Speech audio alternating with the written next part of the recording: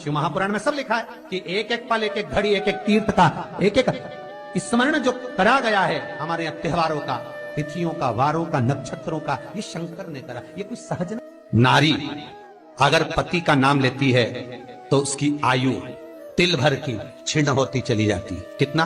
तिल भर। स्कंद पुराण में लिखा है तिल भर की आयु क्षीण होती चली जाती। नारी ज्येष्ठ पुत्र का नाम लेती है, हाँ ज्येष्ठ में अगर बेटी है तो उसका नाम ले सकती है, पर ज्येष्ठ पुत्र बड़ा पुत्र है और पुत्र का नाम लेती है तो उस बालक की कभी उन्नति नहीं हो सकती। तन से, मन से या धन से वो बालक हमेशा दुखी ही रहेगा।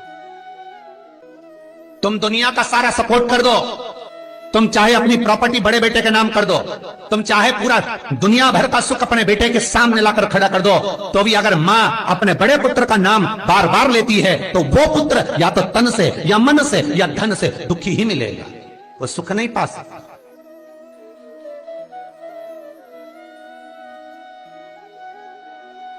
और जिन जिन के घर में बड़ा पुत्र हो और बड़े पुत्र का नाम आप माताएं लेती हो तो उसकी दशा जरूर देख लेना एक बार। हो कथा गलत नहीं कह सकती, स्कंद पुराण कभी गलत नहीं जा सकती।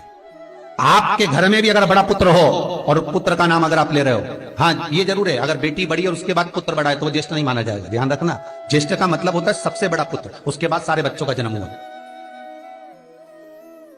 क्योंकि बेटी अगर जन्म ले ली पहले फिर बेटा हुआ तो बेटी ज्येष्ठ कहलाएगी, है बेटा नहीं कहलाएगा। अगर पहला ज्येष्ठ पुत्र है तो मां सारी प्रॉपर्टी दे दे, सारा वैभव दे दे, मां सारा दौलत दे दे, मां उसके ऊपर सर्वस्व निछावर कर दे। पर अगर बेटे का नाम माता बार बार लेती है तो उस बेटे की उन्नति, तरक्की नहीं हो सकती, उसको जीवन में सुख नहीं मिल सकता, कुछ ना कुछ चीज से वो दुखी रहेगा। चाहे वो बच्चों से रहे, पत्नी से रहे, परिवार से रहे, कुटुंब से रहे, व्यापार में रहे, व्यवसाय में रहे, ऑफिस में रहे, चाहे अपने शरीर से रहे, पर दुख तो उसके भाग्य में थोड़ा लिखा ही रहे।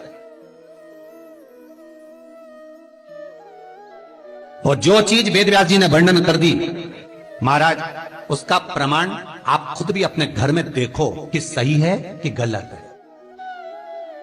जिस जिस घर में बड़ा पुत्र हो और मां उसका नाम बार बार लेती हो,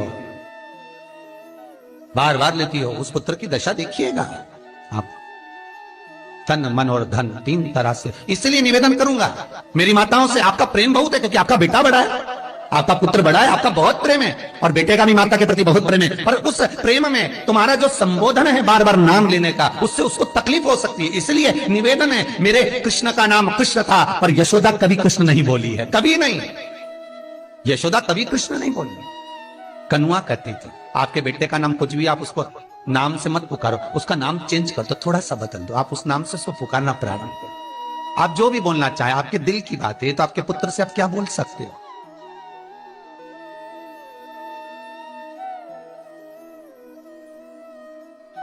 मेरी कौशल्या मैया राम को केवल राम ही कहती थी।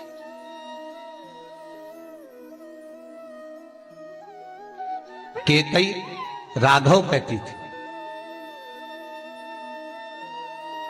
सुमित्रा रघु कहती थी, पर कौशल्या नाम नहीं बदला। और ज्येष्ठ पुत्र थे राम, बड़े थे, बड़े हुए, वन जाना पड़ा, लौट कर आए, धोबी की वार्ता सुनकर सीता का परित्याग करना पड़ा, समय आया लक्ष्मण का त्याग करना पड़ा, और समय आया तो ये शरीर को ही सरयू में छोड़ना पड़ा। कहां से? स्कंद पुराण कहती है पति का नाम अगर नारी ले रही है तो तिल तिल भर उसकी उम्र घट रही है। पर ना जाने माताओं को ऐसा क्या है कि वो आज का फैशन हो गया, ए राघव इधर आ, राघव भी